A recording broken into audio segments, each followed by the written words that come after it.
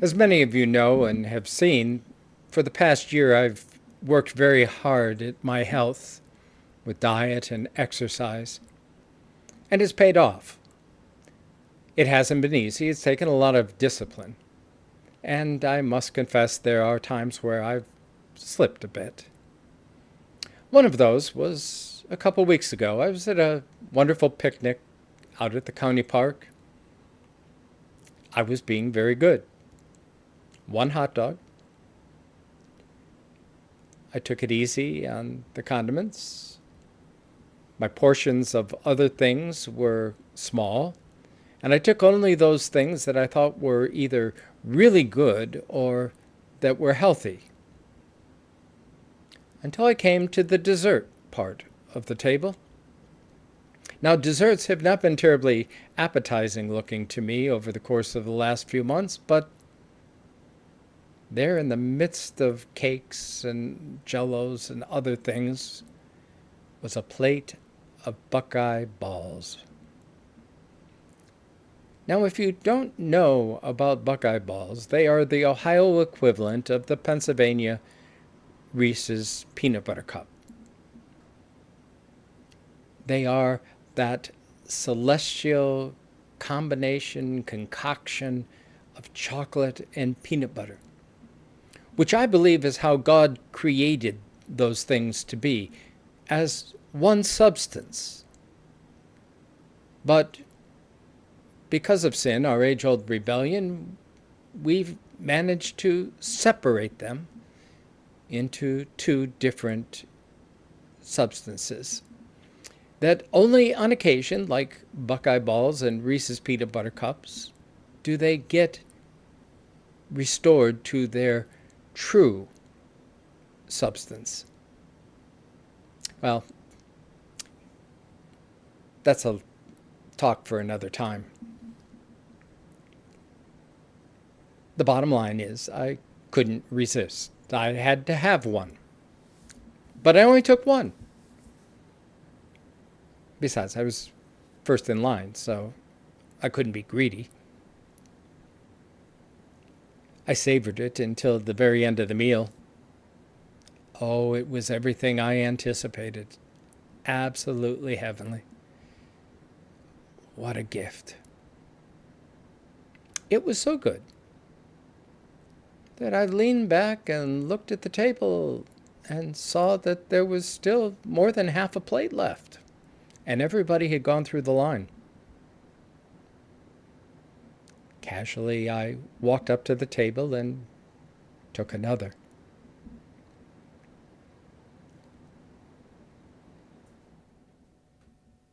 Then, as we were leaving, I walked by the table one last time, and there were still a half a dozen left.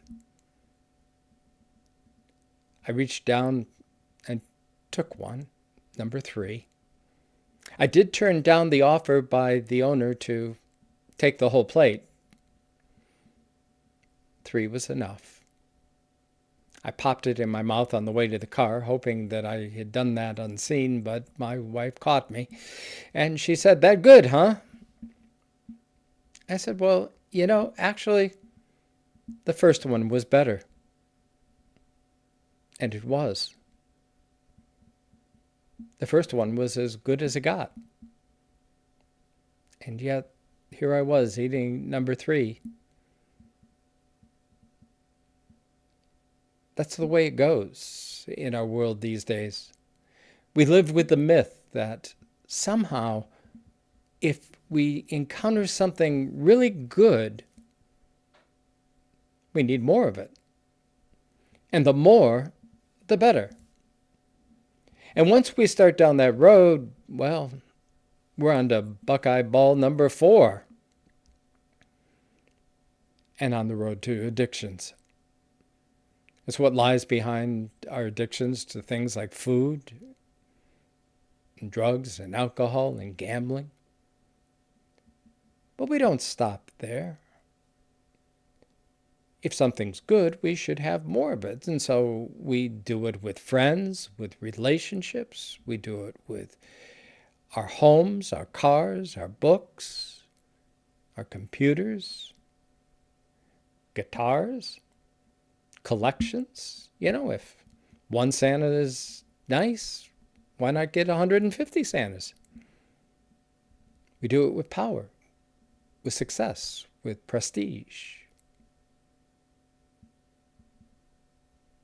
We do it with our stuff.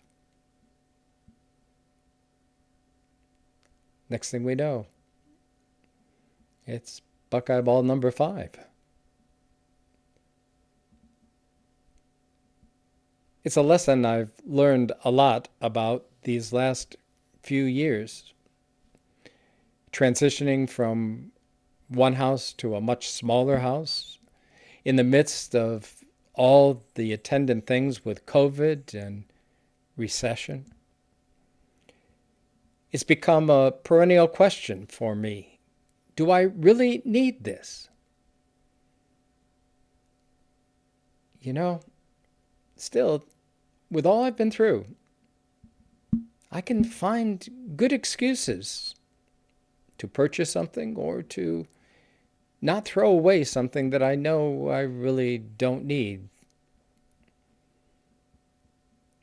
This deceiver is really wily.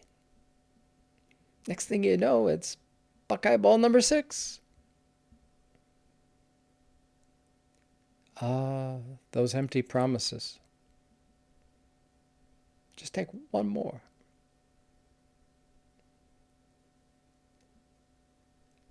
Doesn't work that way. It never has. From the very beginning, we've struggled with it.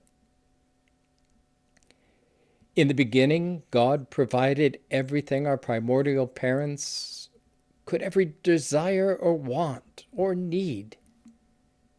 He gave them paradise, for God's sake. And yet once they laid their eyes on the tree of the knowledge of good and evil, and with a little prompting from the deceiver, wow, we got to have that. Despite all the warnings, they took and ate. And it was all downhill after that. In fact, the story of Scripture is a single thread, asking the question, do we really trust God to provide? And as the story unfolds, our track record is not really good. We really don't trust. And yet, time after time, God provides all that we need, particularly in times of difficulty and trouble. We see it in the New Testament with Jesus' temptation in the wilderness. He does not reach for that Buckeye Ball number 5. Or are we up to 6? Or maybe 7. Anyway, he doesn't take. He goes on then to preach about the lilies of the field and the birds of the air, and how God provides for them. And certainly if he provides for them, will he not provide for us? And yet still, the deceiver is always at hand.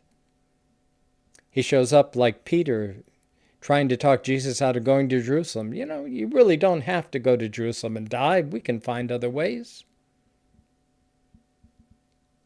Jesus sends them out with nothing. No bag, no sandals, no purse. To trust God and God's hospitality. But still, the deceiver is at hand. There is the agony in the Garden of Gethsemane. And that brutal question on the cross. Oh God, why have you forsaken me? It's always there. Always that question. Is there more? Shouldn't we have more? The question is, do we trust God? Do we trust God to provide all that we need? Knowing that it's as good as it gets. despite how much we think we need? Do we trust God to provide?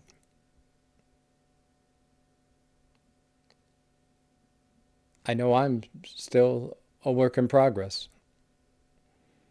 for there will always be Buckeye Balls. How about you? How about you?